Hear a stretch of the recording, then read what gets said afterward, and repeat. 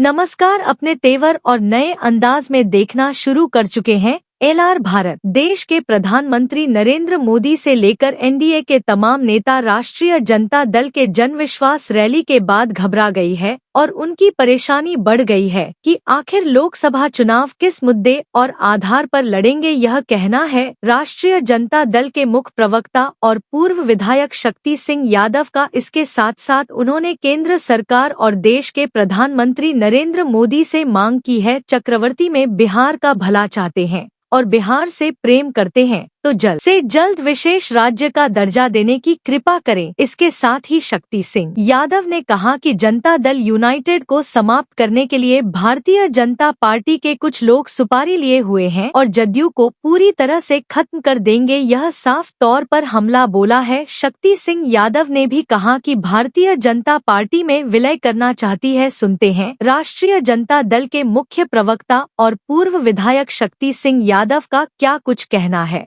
Janata Dal you को समाप्त करने के लिए मुख्यमंत्री जी के इर्द गिर्द दो चार जो प्राणी हैं जिसको बिहार की जनता बड़ी बारीकी से देख रही है।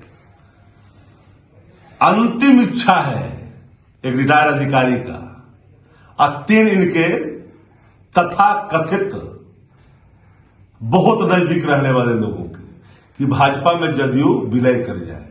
ये पूरे मूवमेंट को समाप्त करना चाहते हैं। डॉक्टर लोहिया, राममनोहर लोहिया, जननायक कर्पूरी ठाकुर, लोक नायक जयप्रकाश नारायण की विचारधारा को समाप्त कर करके जनता दल यू को भाजपा में समाहित करना चाह रहे हैं।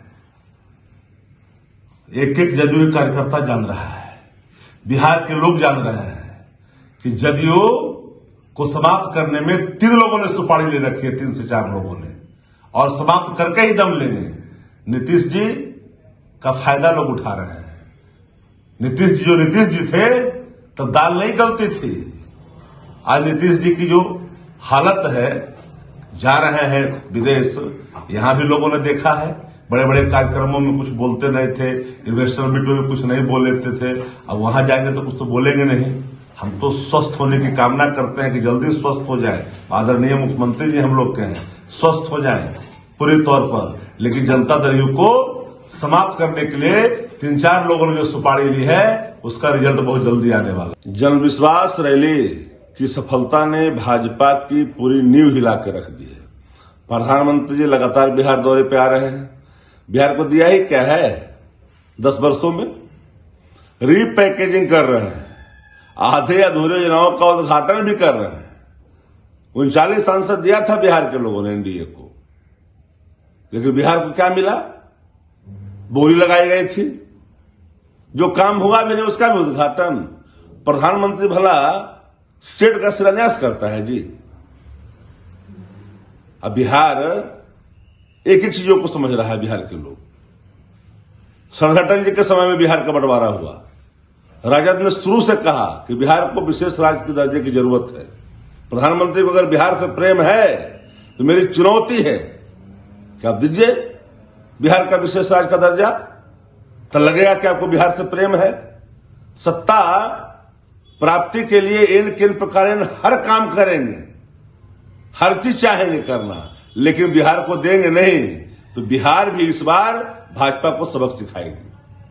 आधे अधूरे योजनाओं का जो कर रहे हैं, एक एक चीज का पर्दाफाश करेगी राजद, हर एक योजनाओं का पर्दाफाश करेगा। तो आपने सुना कि किस तरीके से राष्ट्रीय जनता दल ने देश के प्रधानमंत्री से विशेष राज्य के दर्जे की मांग की है। इसके साथ साथ कोई और मुद्दे पर भी उन्होंने प्रधानमंत्री के साथ भारतीय जनता पार्टी और केंद्र सरकार पर भी निशाना साधा है। अब देखना होगा कि आगे भारतीय जनता पार्टी या प्रधानमंत्री इस सवाल का जवाब कैसे देते हैं।